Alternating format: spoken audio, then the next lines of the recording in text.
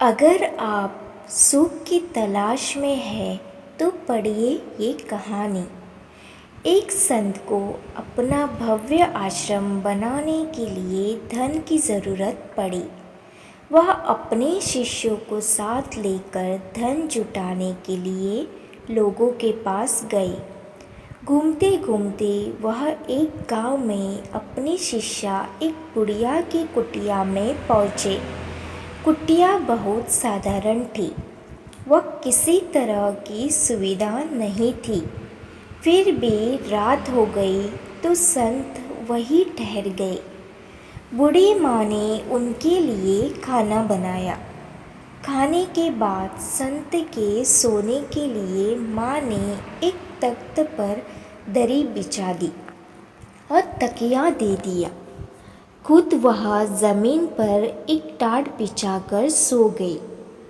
थोड़ी ही देर में वह गहरी नींद सो गई, लेकिन संत को नींद नहीं आ रही थी।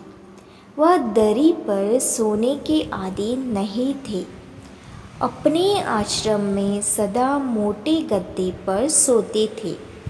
संत सोचने लगे कि ज़मीन पर टाट बिछाकर सोने के बावजूद इसको गहरी नींद आ गई और मुझे तख्त पर दरी के बिछोने पर भी नींद क्यों नहीं आई।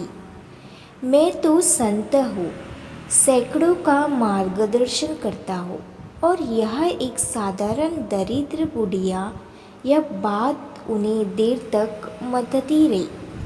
सोचने लगे, एक दिन यही रुकता हूँ, देखता हूँ कि यह ऐसा कौन सा मंत्र जानती है कि ऐसी अवस्था में भी प्रसन्न है, चैन से सोती है।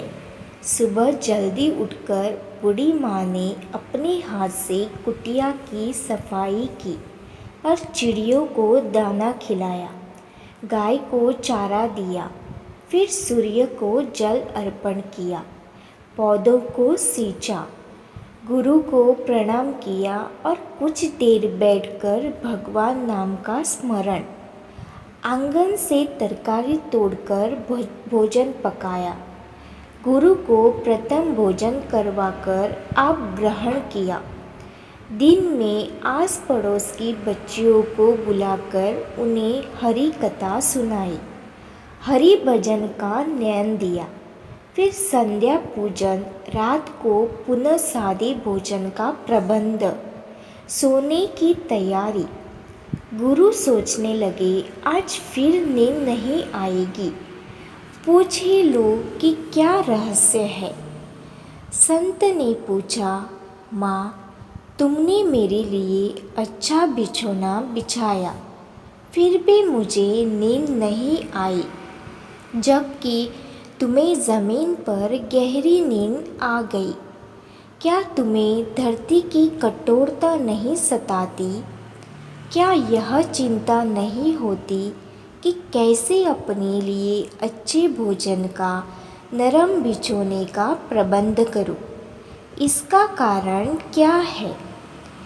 वह बोली, गुरुदेव, जब मैं सोती हूँ तो मुझे पता नहीं होता कि मेरी पीठ के नीचे गद्दा है या टाट। उस समय मुझे आपके वचन अनुसार दिन भर किए गए सत्कर्मों का स्मरण करके ऐसा अद्भुत आनंद मिलता है कि मैं सुख दुख सब भूलकर परम पिता की गोद में सो जाती हूँ।